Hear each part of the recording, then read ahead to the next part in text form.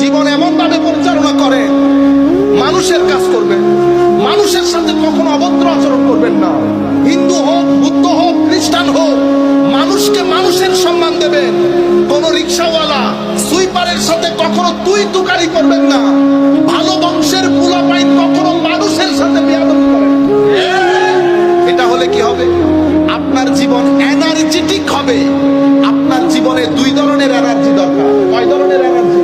দুই ধরনের। দুনিয়া যদি এখানে থাকেন, এখানে কিছু জিনিস তো আপনার দরকার হবে। টাকা দরকার হবে, খাওয়া দরকার হবে, মা বাবা আত্মীয় স্বজন দরকার হবে, কিন্তু আপনার টার্গেট কোনটা? আপনার টার্গেট কিন্তু এখানে কেউ না। এটা এতই কঠিন দুনিয়া। এই মুহূর্তে যদি আপনি দুনিয়া থেকে চলে যান, 3 দিন পর্যন্ত, 4 দিন পর্যন্ত পৃথিবী আপনাকে স্মরণ রাখবে।